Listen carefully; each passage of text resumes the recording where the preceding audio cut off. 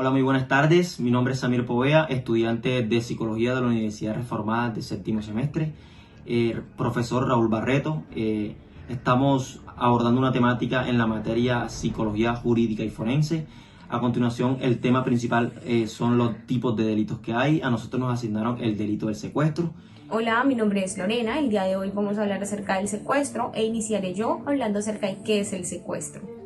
Bueno, según el Código Penal colombiano, el secuestro es considerado como la acción de sustraer, retener u ocultar a una persona en contra de su voluntad, con el propósito de pronto de exigir algún provecho por su libertad, ya sea algún beneficio personal, económico, exigir dinero por su liberación, alguna finalidad política o incluso para omitir u ocultar algún tipo de información. Existen algunas circunstancias que agravan la sanción que se le va a imponer a este delito. Por ejemplo, si el delito es cometido en personas menores de 18 años o si el delito es cometido en mujeres en estado de embarazo, si el delito es cometido en personas enfermas o con algún tipo de discapacidad, si el delito es cometido en personas que no tengan plena capacidad de autodeterminación, o incluso si las víctimas durante este tiempo que estuvieron en secuestro presentaron o pasaron por algún tipo de abuso, ya sea psicológico, físico, sexual. Y acá en Colombia hay una entidad que se encarga de prevenir, de tratar de proteger a la ciudadanía de este tipo de delitos, que es el secuestro. La entidad se llama el Gaula. Acá en Colombia también se castiga este delito con una pena, con una condena de entre 12 a 20 años de prisión. Adicional a este, tendrá una sanción económica que está entre los 600 y los 1000 salarios mínimos legales vigentes. Es un juez quien va a determinar el tiempo que va a pasar esta persona, este sujeto, este secuestrador en prisión, y va a tener en cuenta antes de imponer esa pena las circunstancias de agravación punitiva para este delito, para este caso. Hola, mi nombre es Lorena Cristo Borges y hoy les estaré hablando sobre el delito del secuestro simple. El artículo 168 del Código Penal es crucial ya que aborda el delito del secuestro simple, una acción terrible que afecta profundamente a las víctimas, sus familias, la sociedad en su conjunto. Este delito implica arrebatar, sustraer, retener u ocultar a una persona con propósitos distintos a los especificados en el artículo subsiguiente. Es decir, no se refiere al secuestro con fines de extorsión o similares, sino a cualquier otro motivo. La gravedad de este delito se refleja en las severas penas establecidas que van desde 192 hasta los 360 meses, que son como 16 a 30 años de prisión, acompañada de multas que son significativas, que van desde los 800 a 1500 salarios mínimos legales mensuales vigentes. Este tipo de sanciones no solo busca castigar a los responsables, sino también actuar como una fuente disuasiva para prevenir la comisión de estos actos que se vienen presentando. Es importante también destacar que la legislación enfatiza la protección de la libertad individual y la seguridad de las personas como valores fundamentales. El secuestro no solo priva a las personas de la libertad física, sino que también tiene consecuencias psicológicas y emocionales profundas que pueden perdurar mucho tiempo después de tal evento. Por lo tanto, la sociedad y las autoridades deben trabajar en conjunto para poder prevenir y combatir el secuestro, promoviendo así la seguridad y la justicia para todos, la aplicación rigurosa de la ley, junto con medidas preventivas y educativas, son la clave para enfrentar este delito y así proteger los derechos humanos fundamentales de cada individuo o de cada persona. Mi nombre es Juneli Ruiz y hoy les vengo a hablar sobre el artículo 169 del secuestro extorsivo en el Código Penal. Este nos dice que el que retenga, sustraiga, arrebate o oculta a una persona con el propósito de exigir su libertad un provecho o cualquier tipo de utilidad, o para que se omita o se haga algo, o con fines publicitarios o de carácter político, incurrirá en prisión entre 320 a 504 meses y una multa de 2.666.66 a 6.000 salarios mínimos legales mensuales vigentes. Igual pena se aplicará cuando la conducta se realice temporalmente en medio de transporte con el propósito de obtener provecho económico bajo amenaza. Las circunstancias de agravación punitiva para este delito de secuestro extorsivo incluyen cometer un secuestro contra personas vulnerables. Esto quiere decir personas discapacitadas, personas menores de edad, personas ancianos, personas sin plena capacidad de autodeterminación o mujeres embarazadas. Someter a la víctima a torturas, tanto físicas como morales, violencia sexual o algún tipo de maltrato durante el secuestro. Mantener a la víctima secuestrada por más de 15 días, secuestrar a los familiares cercanos para así recibir o amenazar para recibir lo que la persona desea por el secuestro. Cometer el delito siendo servidor público o miembro de las fuerzas de seguridad del Estado. Amenazar con muerte o daños graves para prisionar la entrega de lo exigido. Cometer el secuestro con fines terroristas, obtener beneficios económicos o utilidad con el secuestro, entre muchos otros. La víctima dentro de los primeros 15 días sin lograr ningún objetivo, la pena se reducirá a la mitad. Esto también aplica al secuestro simple, si la víctima es liberada de manera voluntaria durante esos mismos días. Hola, mi nombre es Ana Milet Palacio y yo les voy a hablar de las causas del secuestro. Dentro de las causas que encontramos tenemos el lucro, la extorsión, los fines políticos, la venganza o el ajuste de cuentas y el terrorismo. En primer lugar, el lucro es entendido como la forma de sacar ganancia o provecho de algo o de alguien, y en este caso, en el secuestro, sería la forma en que el secuestrador saca ganancia o provecho de la víctima que está siendo secuestrada. En segundo lugar, la extorsión se realiza para forzar a la víctima o a terceros, familiares, allegados de esta, a realizar ciertas acciones o pagar ciertas sumas de dinero indicadas por el secuestrador. Por el lado del terrorismo, se lleva a cabo con el objetivo de causar terror en la población o de influir en las decisiones del gobierno o de una organización internacional.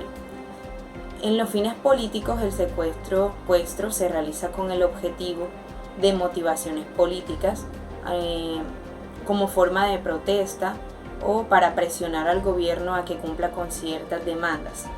Y la venganza o el ajuste de cuentas es realizado por el secuestrador como una represalia, es una acción previa, real, percibida por parte de la víctima y de su entorno.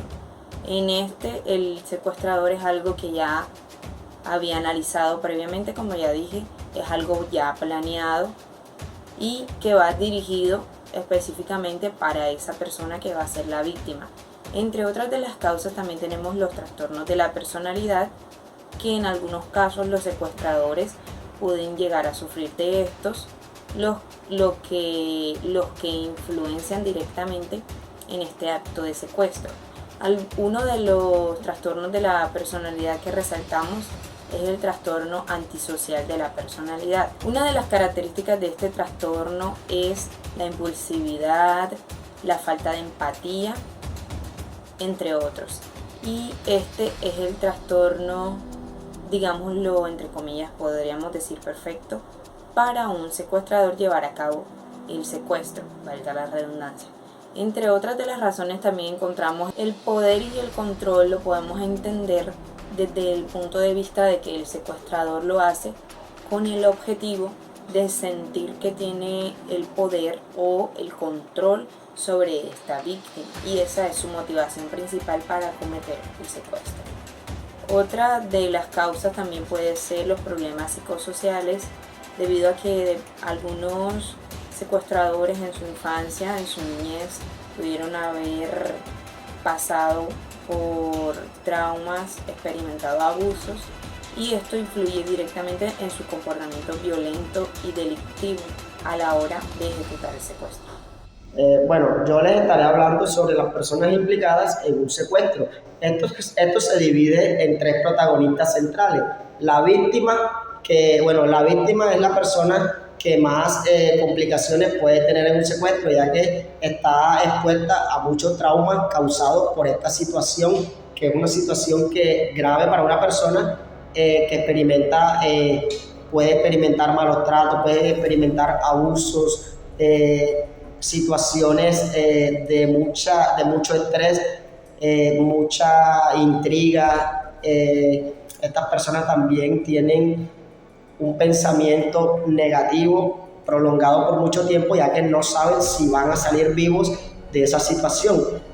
Primero, también podemos decir que están expuestos a un estrés postraumático demasiado fuerte. Estas personas se puede también corroborar con estudios que después que salen de un secuestro quedan teniendo muchas pesadillas con ese suceso.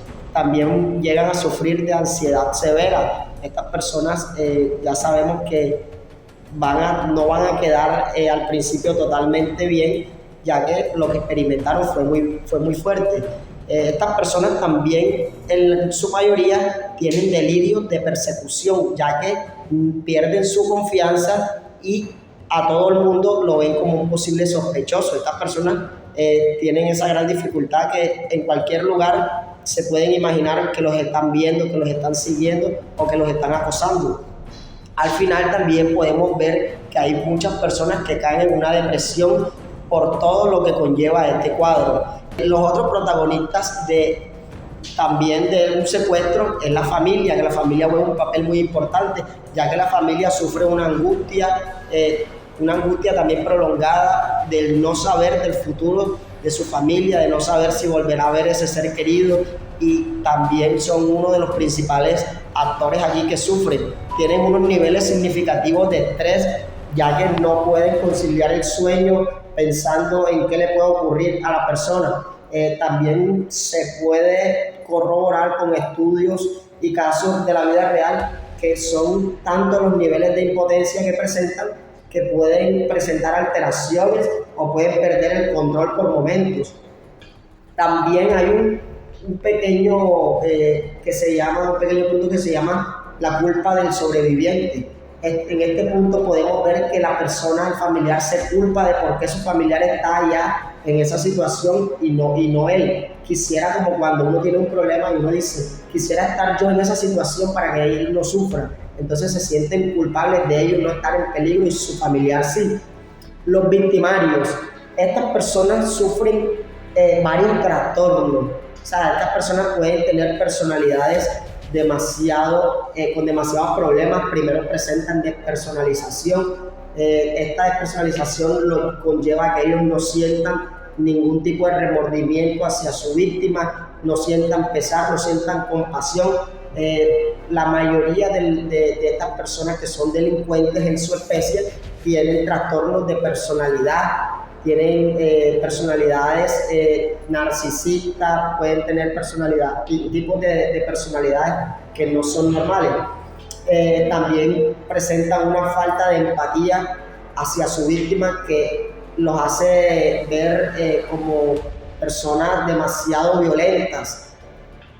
Y también tienen una característica en específico que es, sienten justificación, quieren justificar sus actos malos poniéndose ellos en buen puesto, queriéndose sentir como los héroes. Entonces aquí les hice un pequeño recuento de todos los actores de un secuestro, incluyendo desde familia hasta victimario.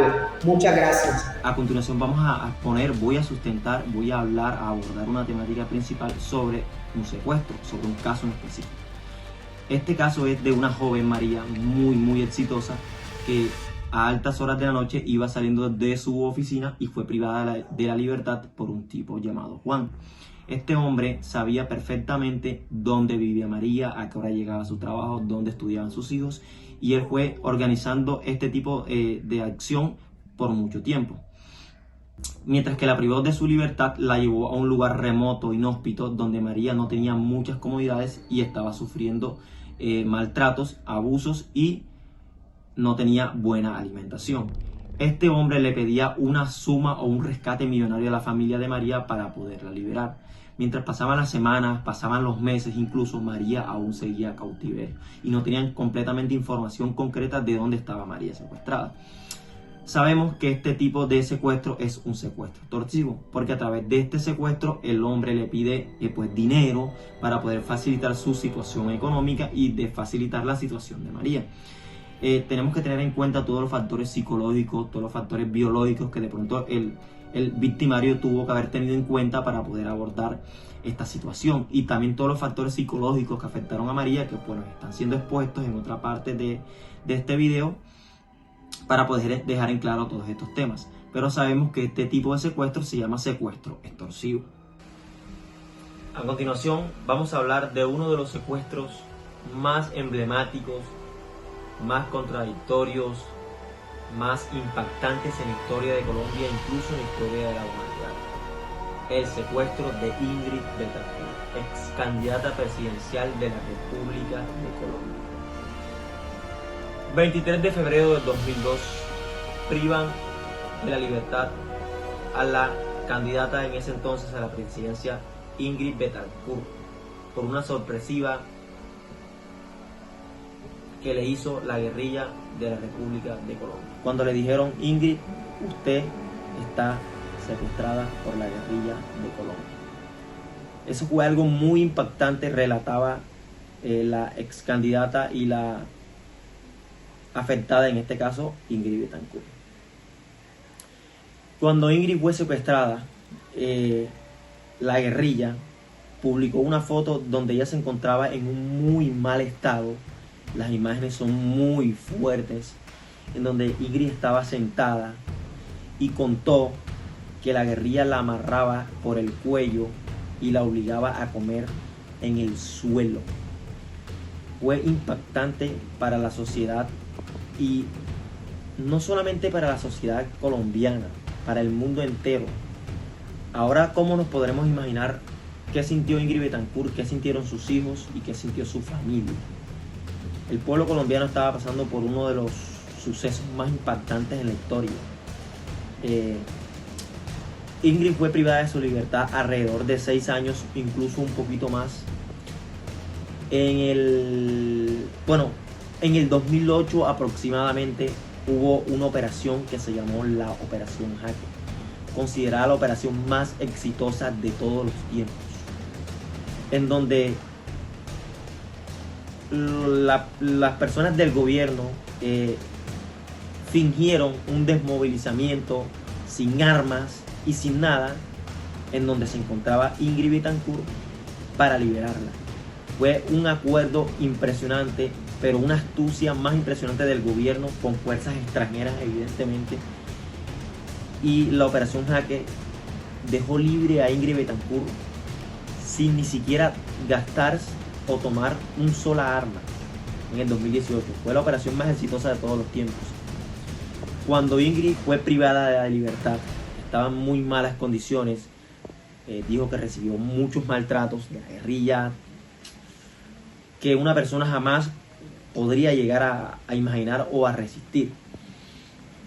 Incluso cuando liberan a Ingrid Betancourt, fue impresionante para las organizaciones mundiales, que hubieron periodistas de todo el mundo documentando esa liberación de la señora Ingrid Betancourt. No solamente por lo importante que ella era para el gobierno colombiano o para nuestro país, sino por lo que representaba ella a nivel mundial. Luego de ella ser liberada, por esa exitosa operación llamada la Operación Jaque, Ingrid Betancourt relató todo lo que le había sucedido. Pero, ¿cómo relató todo lo que le había sucedido? Ingrid Betancourt se fue de viaje por todo el mundo, recibió múltiples premios. Incluso en el 2008 Ingrid Betancourt fue la mujer del año y fue candidata incluso al Nobel de la Paz, para que vean la magnitud de lo que le sucedió a ella, pero incluso le cambió mucho la vida a pesar de tener una experiencia negativa significativamente, pues que pudo haber cambiado su vida. Viajó por todo el mundo dando testimonio de lo sucedido, expresó que era una mujer que sufrió abusos increíbles. Si nos vamos a la toma de que este secuestro no es un secuestro simple, que es un secuestro extorsivo, porque primero el secuestro fue con fines políticos. ¿Para qué? La guerrilla lo que quería era liberar a muchos detenidos, o sea, de la guerrilla y de la FARC que el gobierno colombiano y la ley tenía también, pues, en la prisión. Quisieron llegar como un acuerdo, entre comillas, secuestrando a Ingrid Betancourt, ya que en el momento era candidata presidencial y era una persona muy influyente en nuestro país. Por eso se le declara un secuestro extorsivo, porque se vieron afectadas muchas partes, tanto socioeconómicas, laborales y acuerdos mutuos, bueno, entre guerrilla y gobierno, pero que también tenían que ver mucho con lo económico. Ya pasando todos estos tiempos y todos estos años que la ex candidata Ingrid Betancourt vivió, no nos podemos imaginar todos los factores biológicos, todos los factores psicológicos y ambientales que pudieron afectarla a ella y todos los traumas que pudieron afectarla significativamente y que pudieron cambiar su vida por completo. Teniendo en cuenta todo este caso, que ha sido uno de los casos más impactantes en la historia de Colombia en cuanto al secuestro, tenemos que reconocer también que esta es una mujer valiente que afrontó una situación y salió de ella, y salió ilesa, en comillas. En el 2021 hubo una cumbre donde Ingrid Betancourt se reunió con las personas que la secuestraron en ese entonces.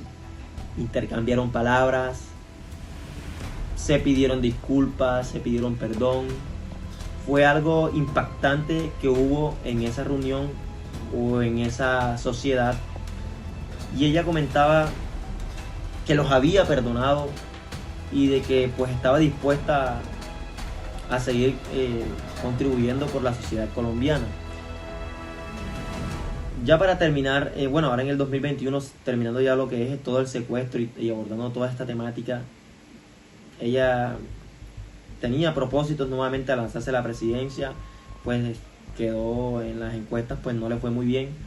Sin embargo, haciendo énfasis de todo este tema y todo esto, tenemos en cuenta que este es uno de los casos de secuestro más influyentes y más impactantes en la historia de la humanidad, porque fue tan impactante que las marchas a nivel nacional, incluso a nivel internacional, que marchaban por Ingrid Betancourt, eran impresionantes.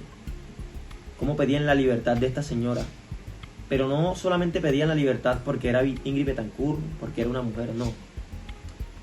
Era por la forma de cómo se llevó a cabo el secuestro, junto con otras compañeras que también fueron víctimas de este secuestro.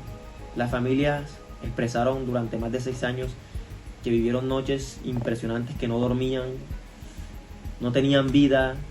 Incluso los hijos de ellas le dijeron cuando salió: mami, fuiste imprudente, diste papaya. Y ella tal vez dijo: sí, fui imprudente, jamás pensé que me pasaría lo que me sucedió, ni que estas personas iban a tomar esa atribución de secuestrarme para sacar garantía de sus beneficios. Y bueno, eso es todo. Y este es el caso más impactante que encontramos para ponerlo de ejemplo en la temática de los tipos de delitos que hay, y este es el delito de extorsión. Muchísimas gracias. Bueno, y ya para concluir, tenemos que tener en cuenta todos los factores biológicos, psicológicos y sociales que puede tener el secuestro para la víctima. Pero no solamente para la víctima, sino para el victimario, para las familias de la víctima, incluso para las familias del victimario. Tenemos que también tener en cuenta lo grave que puede llegar a ser el secuestro, incluso puede conmover a una sociedad entera dependiendo de la gravedad del secuestro y a qué persona se vea privada de la libertad, porque ponemos un ejemplo completo, qué tal que llegan a privar de la libertad a un presidente, eso podría ser algo muy catastrófico para la sociedad. Entonces, para concluir, tener en cuenta principalmente todos los factores psicológicos, sociales y ambientales a nivel general que puede ocasionar este tipo de delito. Y pues no siendo más, también le vamos a dejar aquí en la parte de arriba o debajo los números de emergencia, que si conocen una persona pues que esté pasando por esta situación o que no tenga cómo comunicarse para llamar a las autoridades, pues se lo vamos a dejar por aquí. Muchísimas gracias.